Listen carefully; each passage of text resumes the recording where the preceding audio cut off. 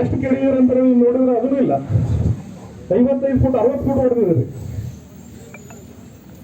ಈ ಸ್ವತ್ತಿರೋದು ಯಾರು ಈ ಸ್ವತ್ತೊಳಗೆ ಎಷ್ಟು ನೀವೇ ನೋಟಿಸ್ 148ರಲ್ಲಿ ಈ ಸ್ವತ್ತು ಎಷ್ಟು ಅದಾವ, ಕೈ ಬರೋ ಉತ್ತಾರಿ ಎಷ್ಟು ಅದಾವ ಎಲ್ಲ ಲಿಸ್ಟ್ ಐತದ. ಆ ಲಿಸ್ಟ್ ಪ್ರಕಾರ ಈ ಸ್ವತ್ತಿದ್ರು ಕೂಡ ಹೊಡೆಯೋಕೆ ಸಾಧ್ಯ ಇದೆ. ಈ ಸ್ವತ್ತಲ್ಲಿ ಮೆನ್ಷನ್ ಮಾಡಿದ್ರಿ ಸರ್, ಈ ಸ್ವತ್ತೆಲ್ಲ ಲಿಸ್ಟಲ್ಲಿದೆ. ಈ ಸ್ವತ್ತಿದ್ರು ಹೊಡೆಯೋ ಮನೆ ತೆರವುಗೊಳಿಸೋ ನಿಮ್ಗೆ ಪರ್ಮಿಷನ್ ಇದೆ. ಏನು DC ಆರ್ಡರ್ ಆಗಿತ್ತು ತಮಗೆ? ಏನು ಯಾರಿಂದ ಗ್ರಾಮ ಪಂಚಾಯತಿ ಸರ್ವ ಮಾಡಿದ್ದಾರೆ ಅಷ್ಟೇ. ಸರ್ವ ಮಾಡಿದ್ರೆ ಈ ಸ್ವತ್ತು ಅವರೇ ಇಶ್ಯೂ ಮಾಡಿದ್ದಾರೆ. ಆಮೇಲೆ ಅದ್ರ ಪ್ರಕಾರ ನಾವು ಮಾಹಿತಿನೂ ಕೇಳಿದ್ವಿ, PWD ಜಾಗ ಎಷ್ಟಿದೆ ಅದರಲ್ಲಿ ಅವ್ರು ಬರೆದುಕೊಟ್ಟಿದ್ದಾರೆ. ಪಂಚಾಯತಿ ಅವರು ಕೂಡ ಬರೆದುಕೊಟ್ಟಿದ್ದಾರೆ. ಏನಂತ ಬರೆದುಕೊಟ್ಟಿದ್ದಾರೆ? PWD ರಸ್ತೆ ಯಾವುದೂ ಮಾಹಿತಿ ಇಲ್ಲ ಅಂತ ಅವರು ಬರೆದುಕೊಟ್ಟಿದ್ದಾರೆ. ಮಾನ್ಯ ಶಾಸಕರು ಕೊಟ್ಟಂತಹ ಸಲಹೆಗಳನ್ನು ಮತ್ತು ಅವರು ನೀಡುವಂಥ ಯಾವುದೇ ಒಂದು ಪರಿಹಾರದ ಬಗ್ಗೆ ನಮ್ಮ ಸಂತ್ರಸ್ತರಿಗೆ ಮತ್ತು ಇಲ್ಲಿ ಧರಣಿ ನಿರತರಾದಂಥ ನಮ್ಮೆಲ್ಲ ಸಂಘಟಕರಿಗೆ ಇದರಿಂದ ನಮಗೆ ತೃಪ್ತಿ ಇಲ್ಲ. ನಾವು ನಮ್ಮ ನಡುವೆ ಸಮಕ್ಷಮವಾಗಿ ನಾವೆಲ್ಲ ವಿಚಾರಣೆ ಮಾಡ್ಕೊತೀವಿ. ಧರಣಿ ಮುಂದುವರಿಸುವ ಒಂದು ಯೋಚನೆಯನ್ನು ನಾವು ಇದ್ದೀವಿ.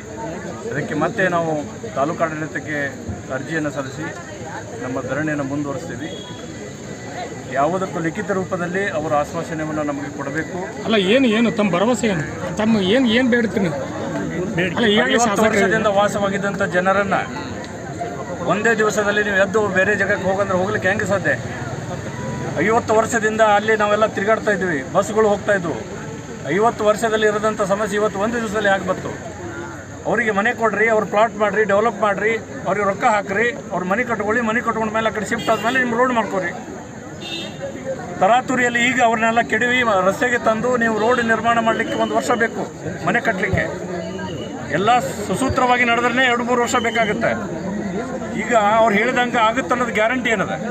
ಮನೆಗಳದ್ದು ಇದು ಆದದ್ದು ಹೇಳಬೇಕಂತಂದರೆ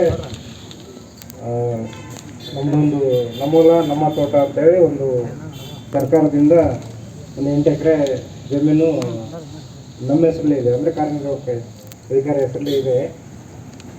ಸಾಹೇಬರು ಏನು ಹೇಳಿದ್ದಾರೆ, ಇಲ್ಲಿ ಏನು ತೊಂದರೆ ಆಗ್ಯದ ಆ ಜನರಿಗೆ ಸರ್ಕಾರದಿಂದ ನಾನು ಎಷ್ಟು ಬೇಕಾಗುತ್ತೋ ಅಷ್ಟು ಜಮೀನನ್ನು ಅದರೊಳಗೆ ನಾನು ಸರ್ಕಾರದಿಂದ ಇವರಿಗೆ ಅಂಥೇಳಿ ಇದಕ್ಕಂತ ಹೇಳಿ ನಾನು ಅದನ್ನು ಪರಿವರ್ತನೆ ಮಾಡಿಸ್ತೀನಿ, ಅದು ಬದಲಾವಣೆ ಮಾಡಿಸ್ತೀನಿ, ಆ ನಂತರ ಕೊಡಿಸ್ತೀವಿ ಅಂತ ಹೇಳಿದ್ದಾರೆ.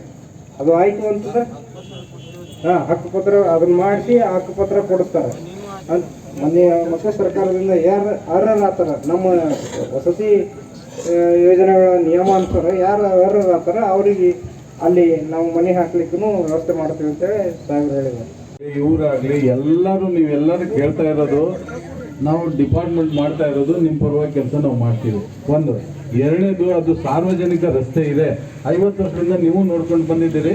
ಅದನ್ನ ಜಾಸ್ತಿ ಇದು ಮಾಡೋದು ಬೇಡ. ಈಗ ನಾನು ಹೇಳೋದೇನು, ಮ್ಯಾಪ್ ಆ ಕಡೆ ಇತ್ತು ಈ ಕಡೆ ಇತ್ತು ಅದು ಪ್ರಶ್ನೆ ಬಂದಿಲ್ಲ. 50 ವರ್ಷದಿಂದ ಅದು ಆಲ್ರೆಡಿ ಅಲ್ಲಿ ರಸ್ತೆ ಇದೆ. ವಿಲೇಜ್ ರೋಡ್ ಇರ್ಬೋದು, MDR ಇರ್ಬೋದು, ಸ್ಟೇಟ್ ಹೈವೇ ಇರ್ಬೋದು, ಇದ್ದಂಥ ರಸ್ತೆನೇ ಅದು. ಅದಕ್ಕೆ ನಾನು ಹೇಳ್ತಾ ಇರೋದು ಏನಂತಂದ್ರೆ, ಈಗ ಆಗಿದೆ, ಈಗ ಅದನ್ನೇನಾದ್ರೂ ನೀವು ಸರಿಪಡಿಸ್ಕೊಂಡು ಹೋದ್ರೆ ಅದು ನಿಮಗೂ ರಸ್ತೆ ಆಗುತ್ತಲ್ವಾ. ನಾವೇನು ಓಡಾಡ್ತೀವಿ ಅಲ್ಲೇ, ಅಲ್ಲ ಅಧಿಕಾರಿಗಳು ಬಂದು ಓಡಾಡಂಗಿಲ್ಲಲ್ಲ. ನಿಮ್ಗೆ ಕೆಲಸ ಮಾಡಿಕೊಡೋಕ್ಕೋಸ್ಕರ ನಾವು ಸಾರ್ವಜನಿಕವಾಗಿ ಸೇವೆ ಮಾಡ್ತಕ್ಕಂಥವ್ರು. ಅದಕ್ಕೆ ನೀವು ಈಗ ಅದು 50 ವರ್ಷದಿಂದ ರಸ್ತೆ ಇದ್ದದ್ದನ್ನು ತಾವು ಎಲ್ಲ ಜನನು ನೋಡಿದ್ದೀರ.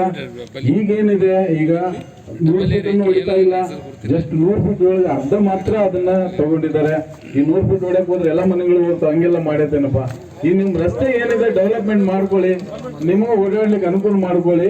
ಸಾರ್ವಜನಿಕವಾಗಿ ನಿಮ್ಗೇನು ಪರಿಹಾರ ಬೇಕು ಅದನ್ನ ಸ್ವಲ್ಪ ನೀವು ಸರ್ಕಾರದಿಂದ ಪಡೆದುಕೊಂಡು ಸರಿ ಮಾಡ್ಕೊಂಡ್ರೆ ಒಳ್ಳೇದು ಅಂತ ನನ್ನ ಅಭಿಪ್ರಾಯ.